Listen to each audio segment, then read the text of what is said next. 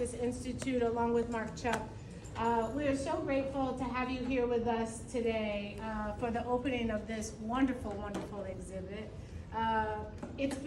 Mark and I started as co-directors in May of 2020, and I promise you, since that time, we have been trying to find a way to work with Donald Black Jr. And so I'm really, really grateful to have you here in the space today. I'm just doing a general welcome. Mark will do a more formal introduction of Donald. But I'm so glad that you all are here. We have an exciting semester of events and activities at the Social Justice Institute. The first of which I want to share with you is that we're having a Meet the SJI team at the Glenville Public Library next Wednesday evening, starting at 4:30. They let me at 4. Starting at 4 p.m. And so you'll have an opportunity to meet me, Mark, our full-time administrator, Samantha Coco, our 2 postdoc fellows, Jill Yang and Brenda Mathias, and we can talk about all things social justice. Please spread the word and have people join us. That's a part of our Research and Refresh series. We'll do another one at the Harvey Rice Library with my colleague around race and election law of voting rights. During the month of October, on October 25th, also at 4 p.m. And then we close out our Research and Refresh series, Full Circle Moment. We're starting tonight with the opening of the exhibit, but then Donald Black Jr. is going to do a closing on November 15th at 4 p.m. here at the library, where hopefully we'll have a good conversation, not just about what you all are seeing today, but those who are able to visit the exhibit over the next 2 months, getting feedback, insight, and having a really good dialogue about these beautiful images and the work that he does. There's one more event I want to share with you. We're super, super excited that in October, Wesley Lowry, some of you may know him, he is a fellow Shaker grad, Shaker Raider, that is my high school alma mater. Also happens to be a New York Times bestseller author, not my story, and a Pulitzer Prize winner, also not my story. He has a new book. His new book is on the bestsellers list, American White Lash, exploring, I've listened to it on audiobook. He narrates it, exploring the ways in which after the election of Donald Trump, we've seen what some would say backlash. I would say it's constant, so it's not really a backlash. It just is the permanence of racism in America. But nonetheless, he's going to be with us to talk about his book and to sign copies of his book. So please, by all means, if you're interested, join us for that event. That is on October 12th at the Amasa Stone Chapel here on campus. That's what we have going on with SJI, and now I'll welcome Mark to introduce Donald. And I'm just really excited about this opportunity to partner with the library, and Elizabeth is here from the library, to host this event and to have this work here in a very prominent public location. We picked this location for the exhibit so that we could really have a lot of exposure to Donald's work.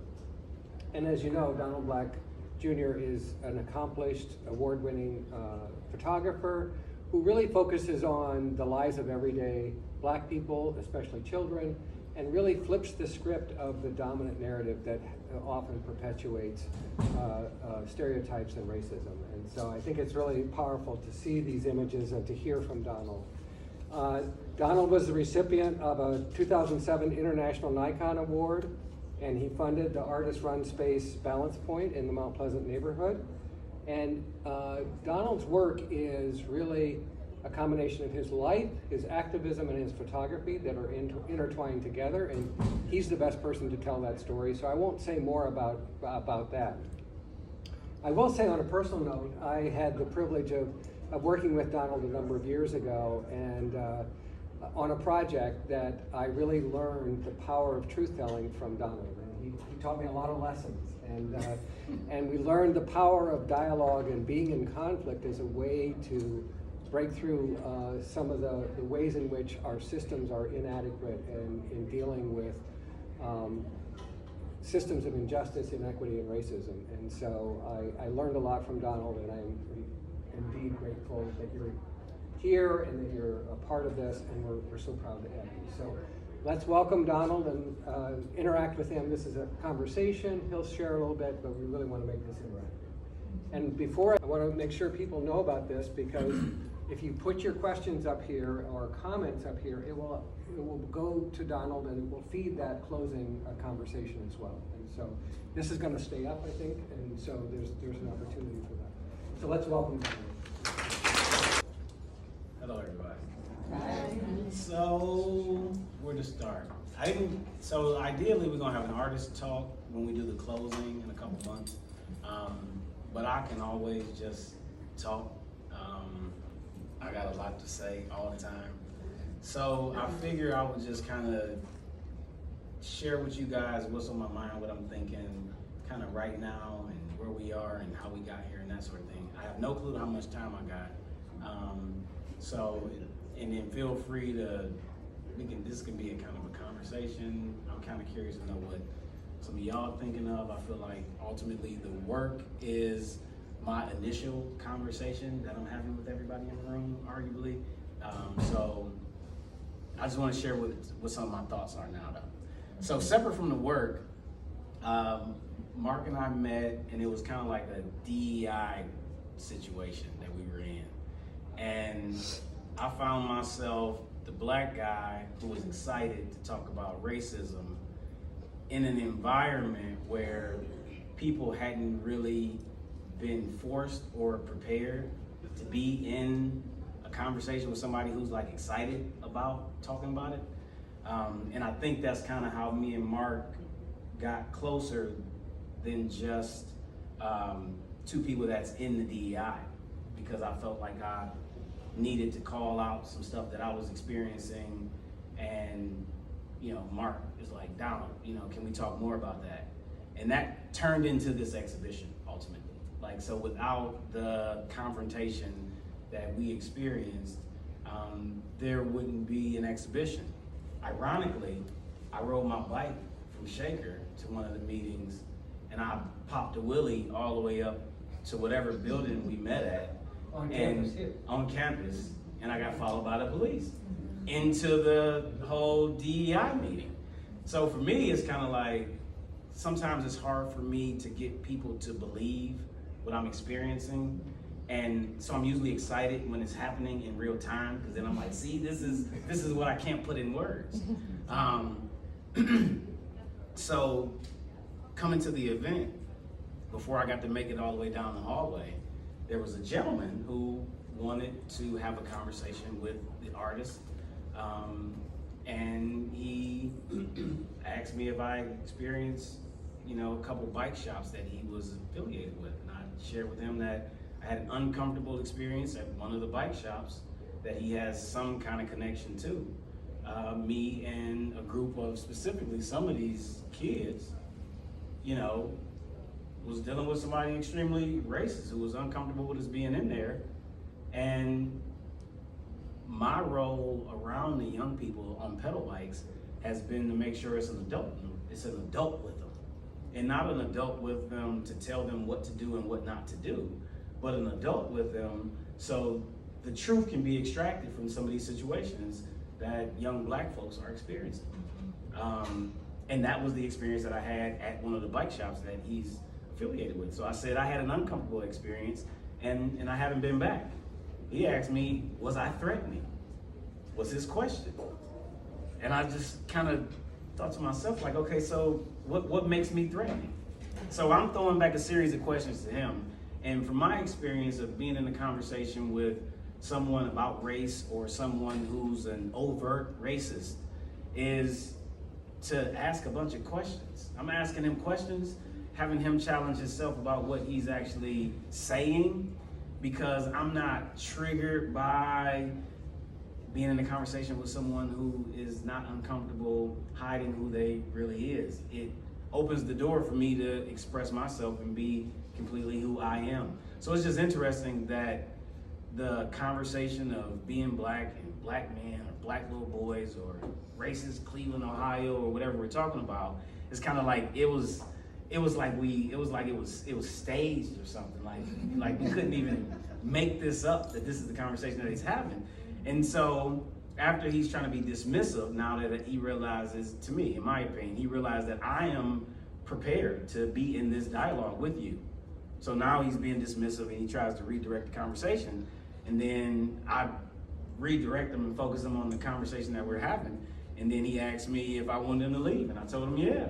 And he told me to bust his meatballs as he's walking out of the door. So I just needed to say all that, just so everybody in the room could know where, you know, my mind is currently or was when I initially walked in. I think it's too easy to have a conversation about seeing a bunch of black dudes, no matter what people feel about it, and then automatically just turn that into a conversation about racism.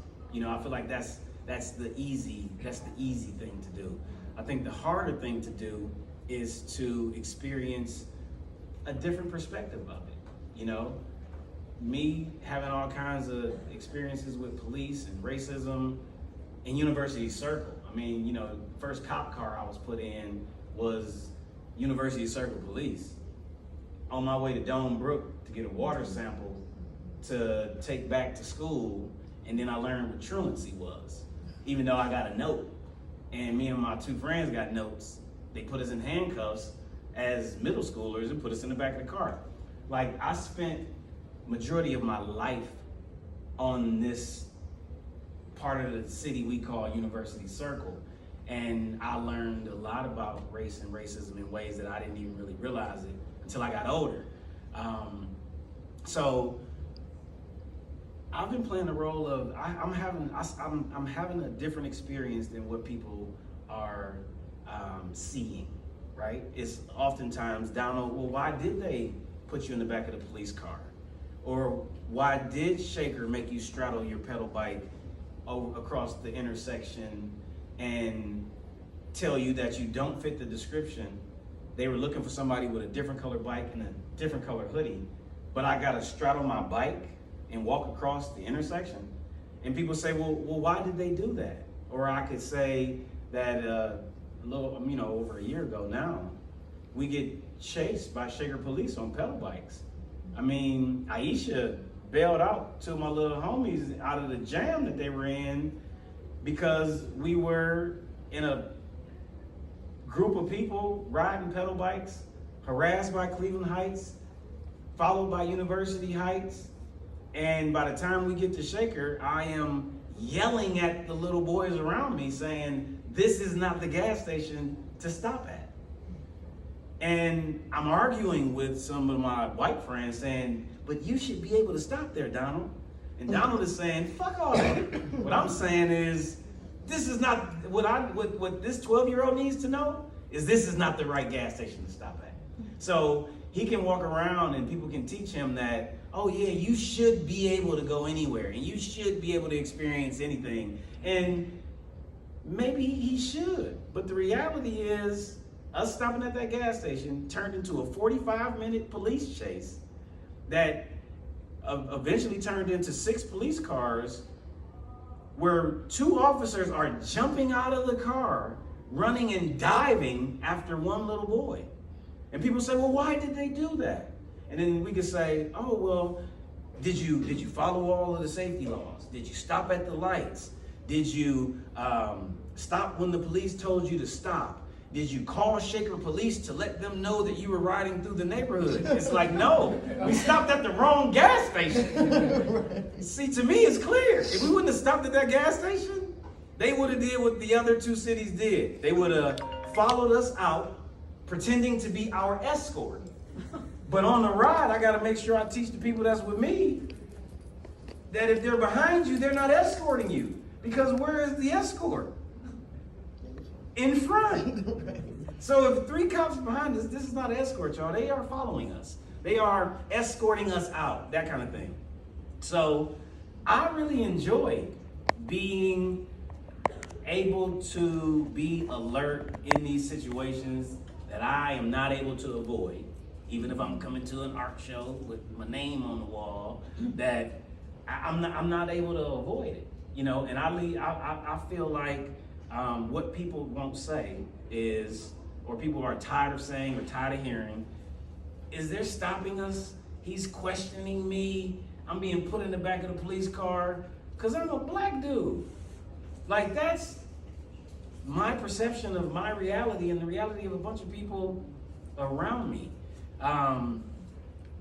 For me, I feel like it ain't enough people in this situation, in this environment, who done studied photography for the last 38 years and been around a whole lot of black folks, a whole lot of white people, to have relationships that allow me to see a broader perspective than the narrow perspectives I feel like some people walking around with.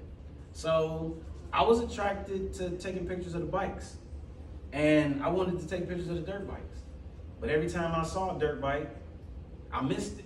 And the way I understand being a photographer is if you see it, then you missed it. Because you already gotta have a camera up ready to capture it. So I was just trying to, me and the universe, figure out how to be one with the dirt bikes and get closer to the dirt bikes.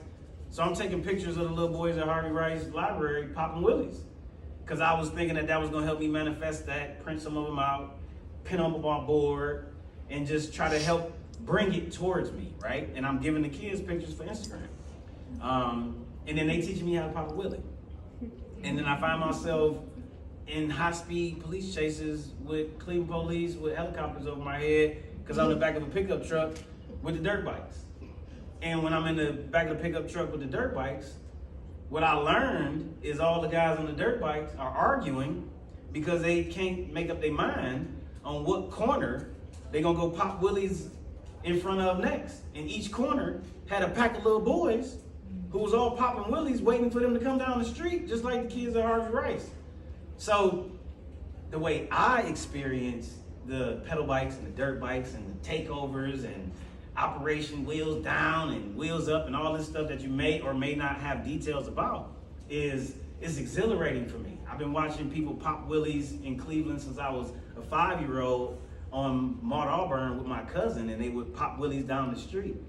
So for me to learn how to pop a wheelie as a grown man and experience the level of, I don't know, it's like a clear-minded mental state that I'm experiencing when I'm riding the bike on the wheelie.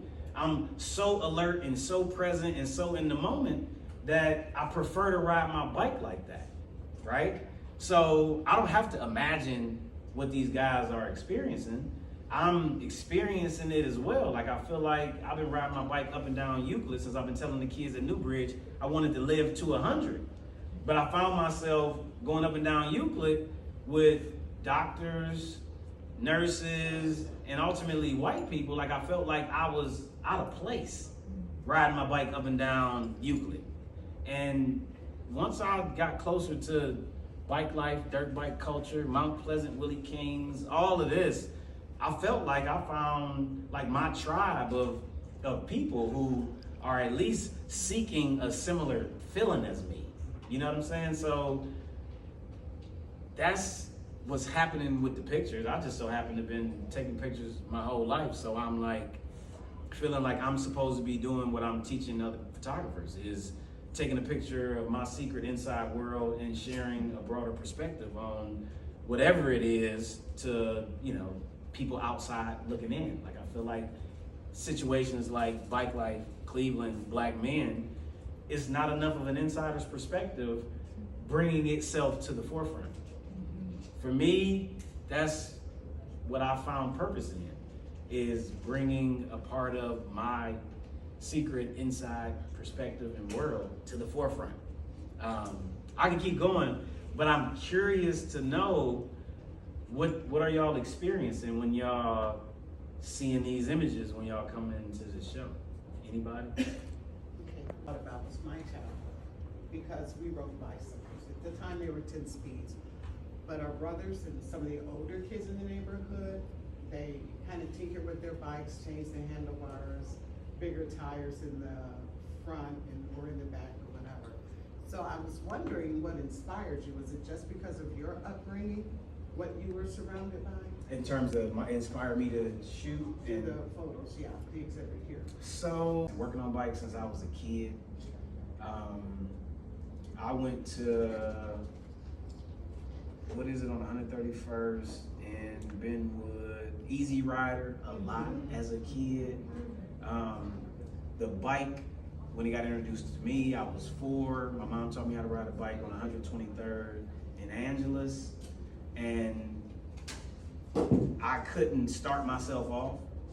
But if she held the seat and I got the pedal and I could ride, and I was allowed to ride around the block, I couldn't cross the street, so I would be scared to fall off the bike, scared to stop because I knew I couldn't ride. I couldn't start myself back off. And I can remember like waiting on my mother. I would just sit outside and I would yell her name, Mom, Mom, Mom, start me off on this bike. The best lesson I could have ever learned was to stop waiting for my mother. And it's something that I carry through life. This is something that I say to a lot of the young black men around me. Quit waiting for your mommy. Because at 4, the best thing I could have did was figure out how to not have to wait on her. Start myself off and ride as long as I want to ride. So the bike has been something that is always been a part of my life. And I was introduced to the camera at the same time I was introduced to the bike. My mom's giving me her Polaroid camera when she go to Vails, and I'm taking pictures of my mother at the front door, not to cut her feet off, not to cut her head off, before her and her sisters go to Vails.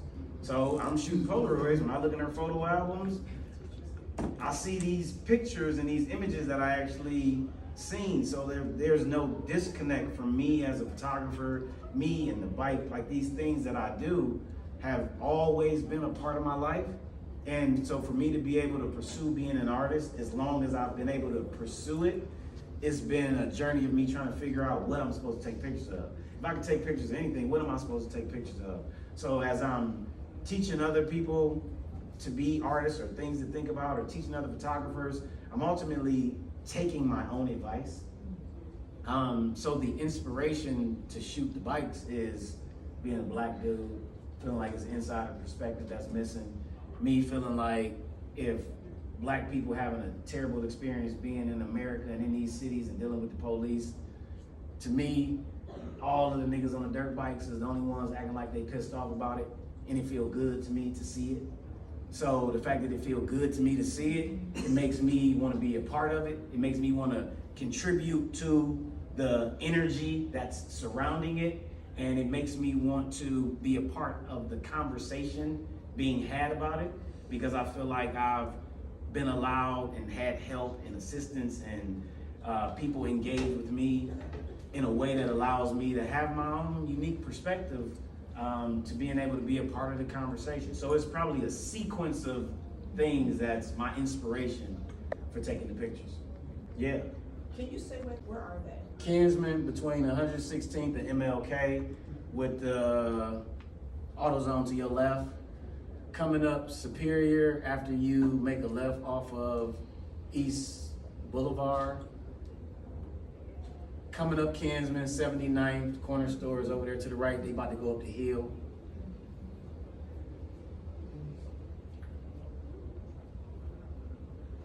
Shaker in front of my house.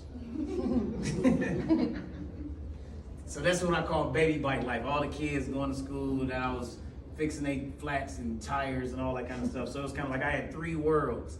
The kids that are on my street, the older kids that's riding the pedal bikes that come to my house. This is coming across 55th, a little bit past Chester, and dirt bikes.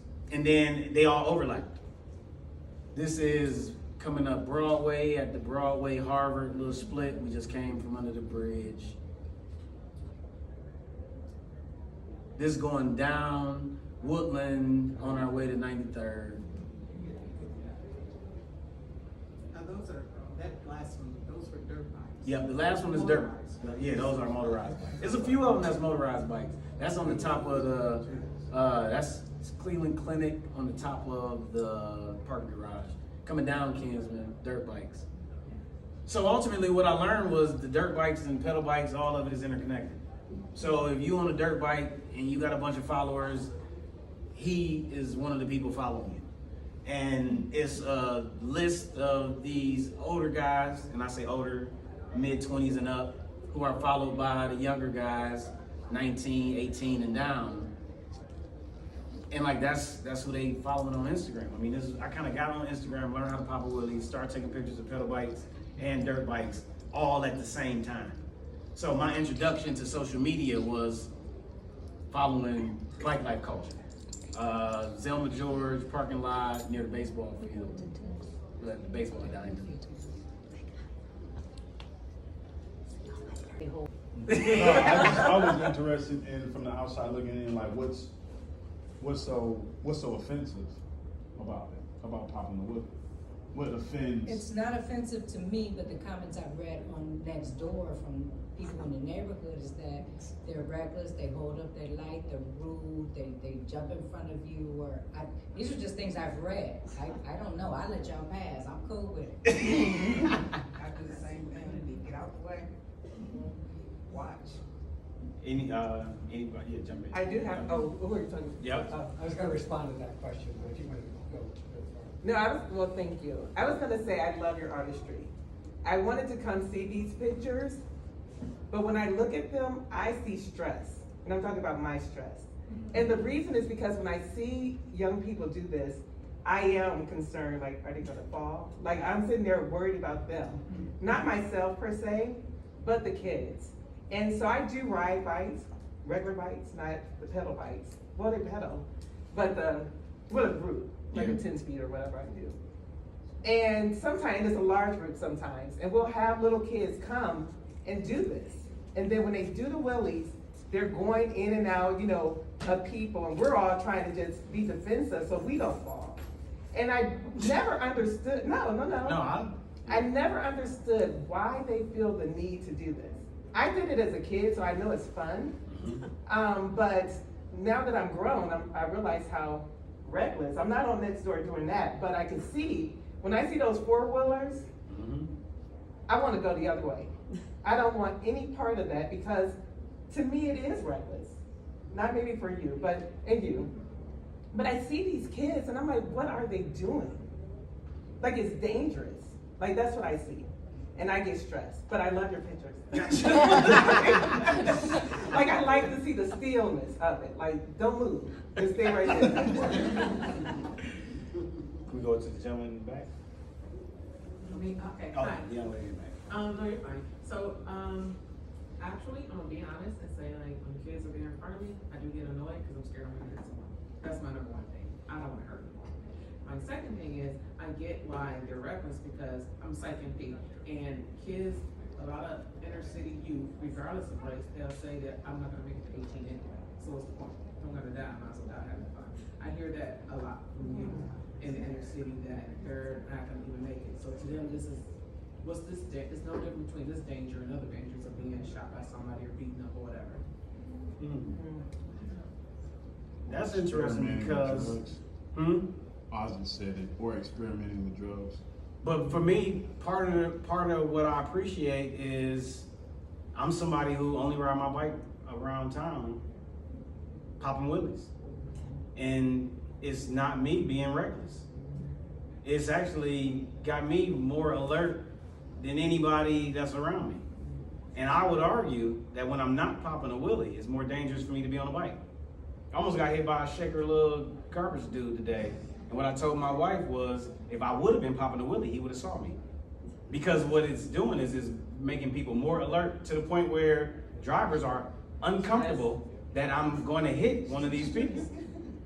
Like, literally. I mean, think about how many people have gotten hit on a pedal bike who wasn't popping a wheelie. But when you see a pack of bikes popping wheelies, the last thing you about to do is hit them because you see them. It's. I like your pictures because I like the way you compose, and I understand what you're doing. And when I look at the bikes, I see this as a certain amount of skill. Now, if you're going to do something like that, there's a possibility you may have fallen. But if you keep trying, then you're going to have the skill of being able to do what your pictures are showing. So it takes a certain skill set to be able to do that. And I think that's a good thing. And I like I said, I like the pictures because you capture the moment. But the only thing that sometimes, if it's late at night and people are driving, they're on Harvard, sometimes people will get upset because of the noise. But as far as, is it illegal to do a wheelie in the street? Depends on Is who it you against ask. the law? Well, there's no law that says you can't do a Okay, willie. that's what I thought. There's a law that it can be pigeonholed within. Say what? Yeah, so reckless operation is the legal term for popping a willie. And really Reckless quite, operation. and really quite any traffic law, right? I mean, you didn't stop at the stop sign, things that don't necessarily apply when we see other people riding bicycles, right? Right. Not yielding, not stopping at stop signs or traffic signals or whatever. Now it was definitely become very important to enforce for certain people on bicycles. So in other words, when you see a lot of blacks doing wheelies in a neighborhood that maybe it's not a lot of blacks in, that's correct. Is that basically what you mean? No, that's not what I They see mean. it there. Or is that No. what the police mean? Because they're trying to protect the citizens from what they consider to be threatening. They're all on Can I- this. Can I speak to that? Here, Marks or Mike's. Yeah, because one of the things, I'm a cyclist and I used to pop wheelies when I was 12, but I said, but I ride to work, I rode to work today on my bike. How many times have I been stopped? How many? Zero. Yeah. Gotcha. Yeah. Is it because you can't pop a willie? No. Because I'm white. Yeah, and there's organized rides, slow road, critical mass, who ride through all of these same neighborhoods, running all the stoplights, Yeah, and people cheer them, that's right. and people clap, and the police look the other way. So what's the difference? Or a kid, on a skateboard, who might be white, who's doing all these reckless things. I saw a kid going down Cedar Hill on a skateboard, like 20 miles an hour, or 25 miles an hour on a skateboard. It's like, but he wasn't stopped. We need a definition of reckless. Exactly. And to the wheelie point, I was in Tacoma, Washington, visiting my daughter on the weekend. And on this big boardwalk, it was Sunday afternoon, there were people everywhere walking.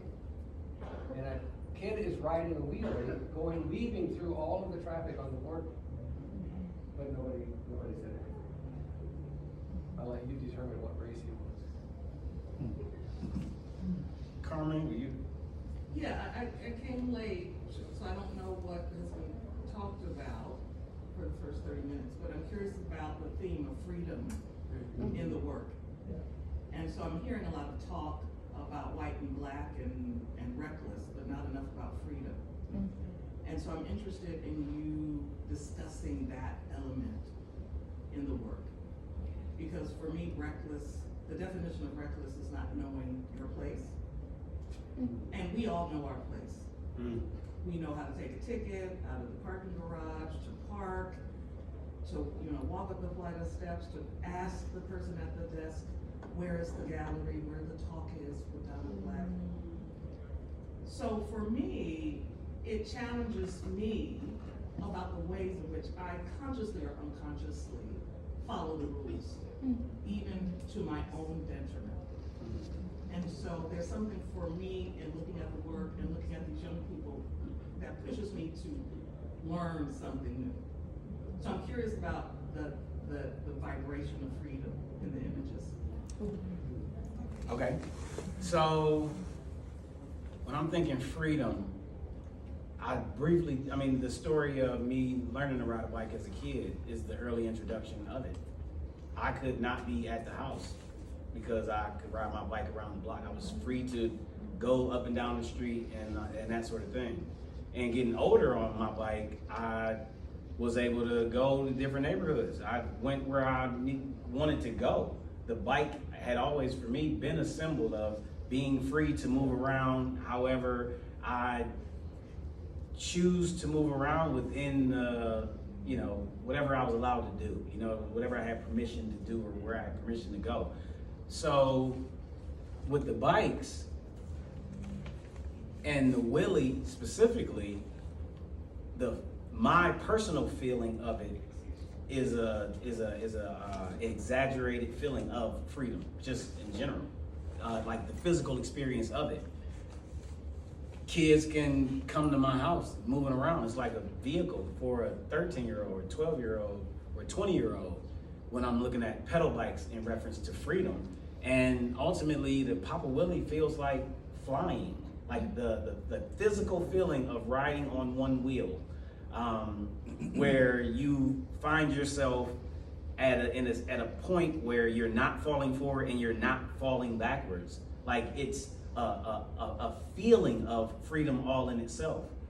But on the flip side, the way I experience the dirt bikes is at the point where someone is saying, I'm willing to pay the ultimate cost, which is possibly death, and I'm not worried about what the rules say, is the ultimate experience of freedom that I've been able to witness. At the point where someone's saying that a part of doing this, the police will chase me. I mean, I just think about how much we do or do not do based on what the rules are and what the rules are stated, or whatever the rules are stated. I'm experiencing, I'm seeing, I'm hearing, I'm learning from people who are not at the mercy of the rules of what is right or wrong and supposed to happen. And I feel like that's what I'm able to witness, is I feel like I'm witnessing freedom, because to me, the people in the pictures are experiencing freedom. And I think it turns into this whole conversation of what's right or wrong, or good or bad, or reckless or not reckless, and what's black or white and that sort of thing. But to me, it's this ultimate, this is the closest I've been to freedom, when I'm witnessing it or when I'm participating in it. In the time that you have spent with the kids and the dirt bikes and the bikes, you know, you created this artwork, and there's a reason, and I know part of it is that you learn to really, so you can get closer and find some of the answers. So with you having this group here, and for one, I know they're starving for something, for a space. So can you break down to these people that's in here what's needed for these kids that you have tried so hard to get that don't exist? I mean, that was needed. I mean, there's a lot that's needed. I mean, but if we're talking about, I'm talking about blocks. I'm talking about not just a space. I mean, to me, if we talking bikes and wheelies and popping a wheelie and freedom, I mean, then what's needed is a conversation about why we don't feel free, or why we not experiencing freedom.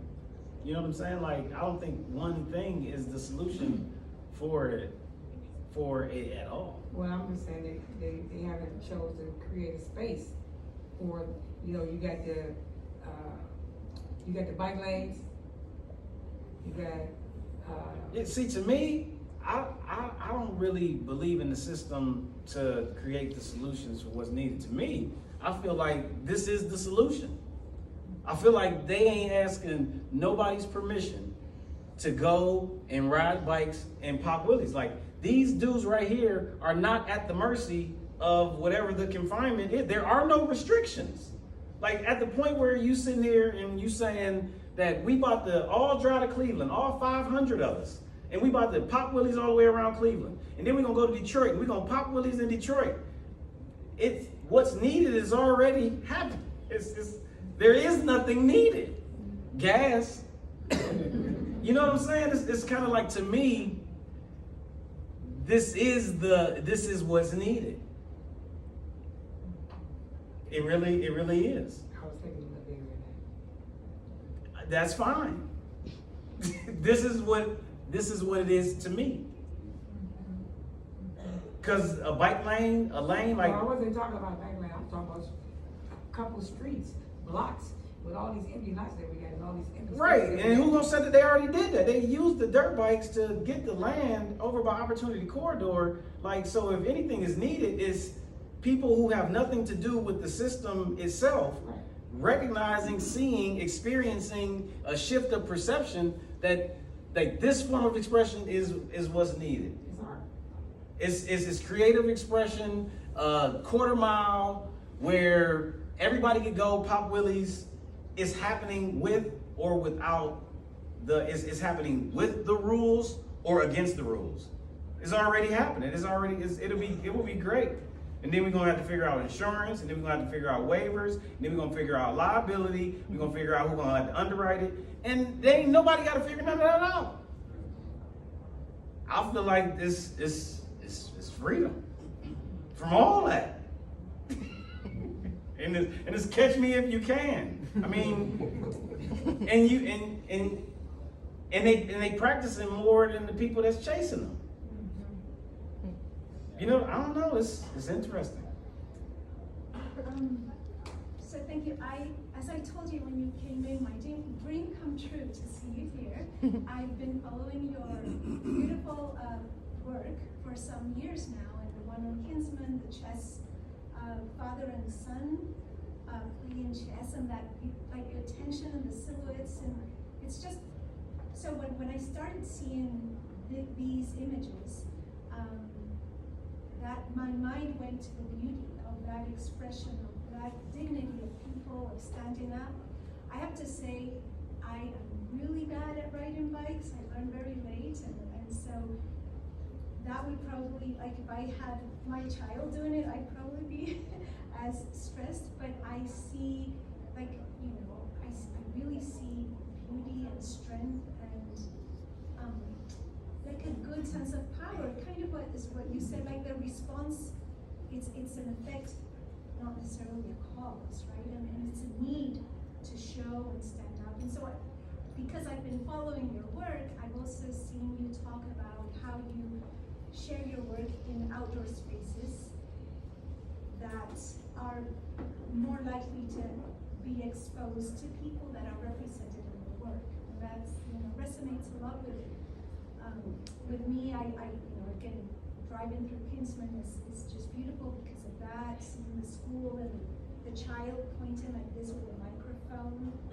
You know, that's beauty and power, and ultimately, I won't talk about, I think it you know, it encompasses everything that has to do with the human race and with struggles of power and standing up despite discrimination. So thank you, and where can I see some of these beautiful paintings outdoors?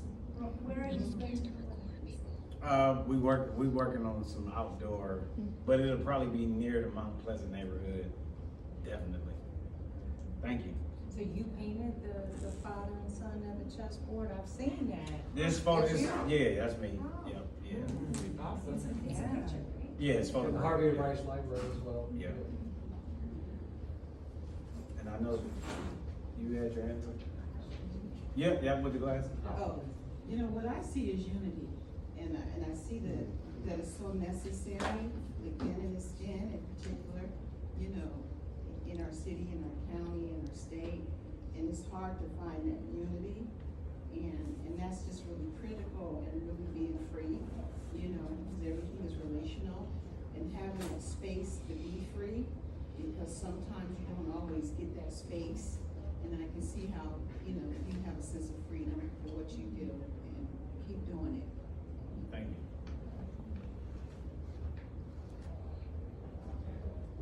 So the work is spectacular. I'm just blown away actually. Just the energy in the pictures and the expressions and the tension. My question is a little bit like, where are the girls? Are the girls where are the girls? It's not a lot of girls who are riding in the groups that I've been able to ride with. And it's usually, if there is, that girl is usually really, really popular. I mean, I can think of literally like one girl in Cleveland who's like popping willies on four-wheelers. And just like nationwide, from city to city, I probably have a visual image of the girls who are, I guess, popular doing it, because it doesn't seem to be a whole lot of women and girls. So it's hard to break into boys club. I don't think it's a hard to break into boys club, because I feel like the girls who are a part of it are more popular than some of the guys because it's a girl who's doing it, right? Like, I don't know if it's a way that women or females are choosing to express themselves is what I'm seeing. Cause all the young ladies around me, I say, if you learn how to pop a willy, you'll be famous on Instagram. Like, that's what I'm saying to the kids on my street. Like, man, if you should practice popping a willy, cause, so I'm not, so it's not a lot of girls, and then when you do see some girls, they're spectators. They're in the cars. They're waiting to be, somebody to come and show off in front of them, so to speak. So just extending that conversation, what are they doing about freedom? Right. Right. The girls? Right. That's a hell of a question. That's a great question. What are the girls doing? I'm so intrigued by this. I've been sitting here trying not to share this, but I was a girl who rode as a kid. I had a Huffy, and I used to fall off that thing because I did some terrible, scary things. The only bones I've ever broken has been me doing crazy stuff on a bicycle. And it was freedom, right? My mother, all I had to do was come back when the lights came, when the street lights came on, right? And so I was everywhere on my bike. And this year recently during the transition, I was having a conversation with my daughter, like, okay, I'm at a transition point. And she's like, well, what are you gonna do next?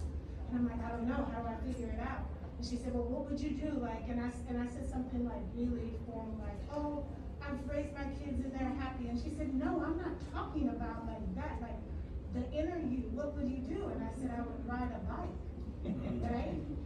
That's what I love to do. And so I'm really intrigued by the question of whether girls are in freedom. I'm really intrigued by your connection to the bikes as an outlet for all of the things that ail me, right? And very much committed and encouraged now to get on a bike as a demonstration of my freedom. So thank you for your question. Yeah, I just want to add real quick to piggyback off your conversation about women and the bikes. And we were sitting here talking. I think maybe, do you think maybe because I know we talk a lot about riding these bikes as a feeling of freedom, do you think that maybe because women, they're necessarily getting their freedom elsewhere? Do you think that that could be part of the reason?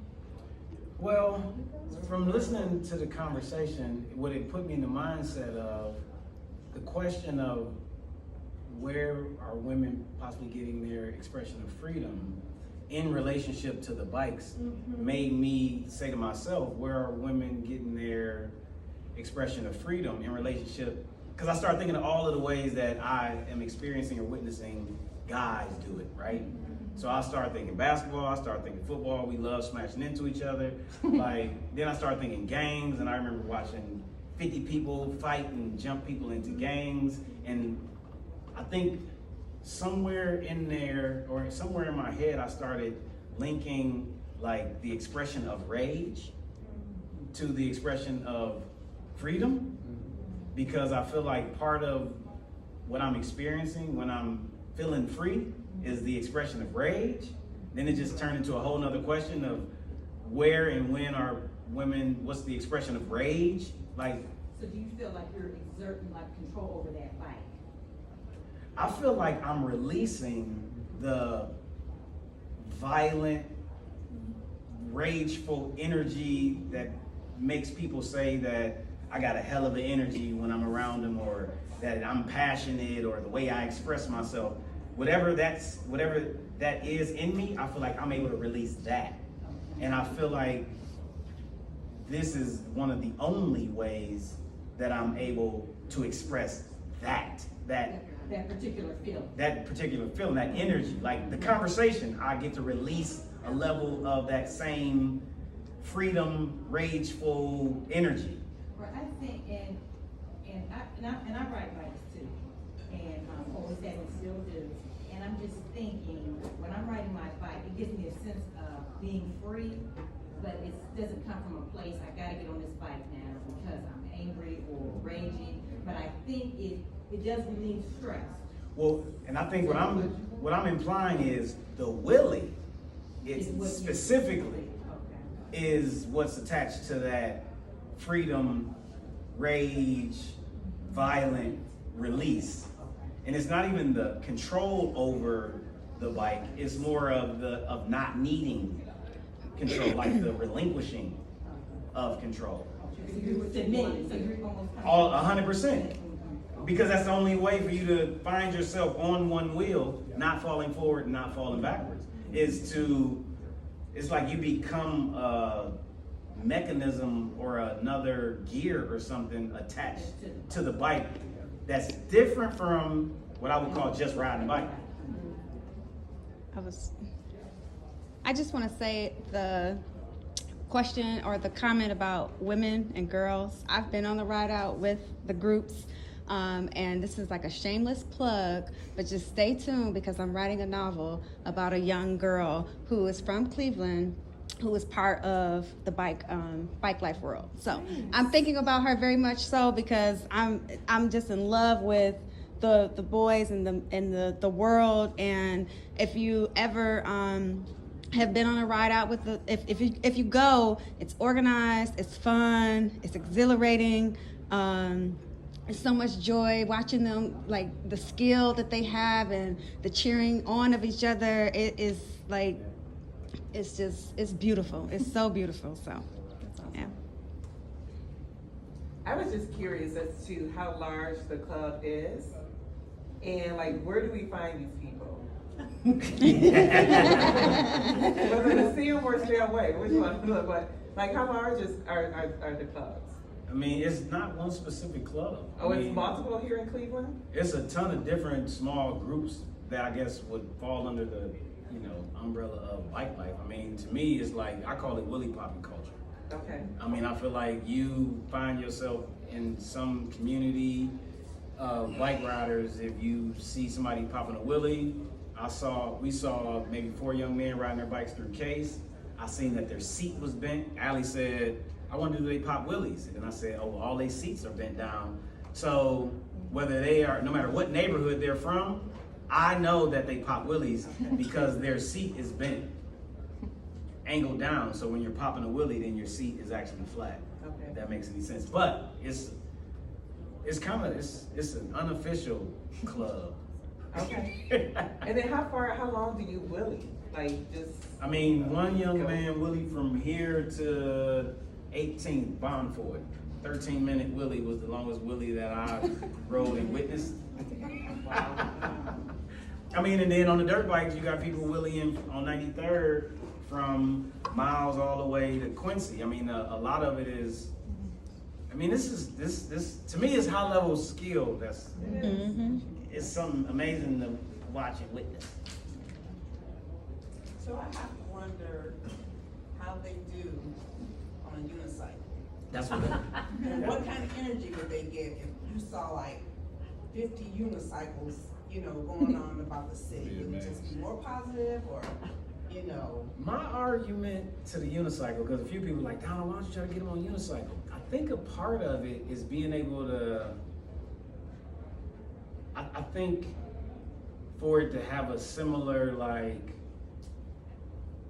peak interest or excitement, is everybody would have to be riding unicycles, and this group would have to be doing something different.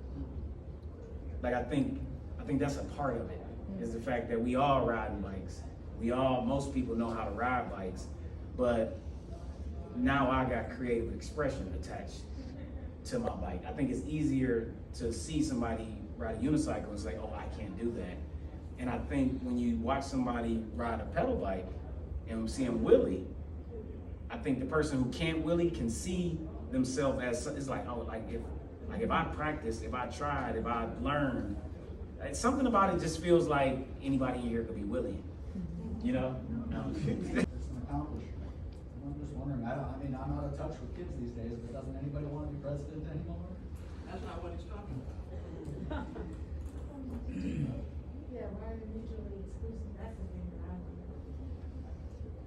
What, being president? The question that as posed, sort of like juxtaposes, being president and meaning that you don't also aspire to Papa Willie, Right. right? And, you know. Do both. That was the best way he could position really saying that. Wow, that's really, I think, that's really incredible for Willie culture. Wow, nobody just wants to, that's something outside of the box. I'm trying to get mixed. Yes, it sounds like something that's not being said. Maybe one of the. Yes. That's a real good really a good expression on being adventurous and brave and leaping into the unknown. Because I believe with the Willie process, you have to lean back a little, and then like you said, you have to. What you said was you have to relinquish control. So I guess the argument really is why isn't it seen more as these young people or people learning this adventure and facing life with that, facing their fears. Question for you. The bike that you pop wheelies on, does that coast or is that a fixed gear? Coast. Yeah. Because like unicycles are fixed. But when I went to LA, and that's easier. But when I went to LA, I went on a ride out. Now this is how this works. I mean, like, okay, so I'm about to go to a trip to LA. I'm taking my bike with me. I want the kids around me to see that Cleveland Bike Life, we can travel. So I took my bike with me, put my logo big on it, and videotaped it going through all of the stuff. I get to LA, I send a message on Instagram saying Cleveland Bike Life is in your city. When is the ride out? And total stranger who's visible as heck in LA sends a message back, oh, we're going out this day, this time, this is the meetup. And it's 600 fixed wheels. So everybody had a fixed wheel wheelie. Wow. Yeah. I mean, that's easier to control than a wheelie. I feel like I watched them ride with no hands and twist the wheel, and it looked way easier to control because their legs is actually what's controlling their balance versus the free wheel, your body was controlling the balance. But nobody had one of the bikes that we ride. They all had fixed wheel bikes. I'm curious about if you go to, is it DonaldBlackJr.com? Yep. Yeah, DonaldBlackJr.com, you can see some of Mr. Black's other collections of photographs. Are there other collections of things that you photographed that you also feel you're a member of a community of? And then also, what is it like photographing something that you are a community member of? Is that a different kind of experience, a different kind of pride that comes with that, or? Yeah, I think most of my photographs represent me photographing something or somebody or something I'm a community of. I feel like early on growing up, the way I was learning to see myself or the people I'm around or my environment, I was being targeted to be extracted from my communities to the point where I didn't even recognize them as communities.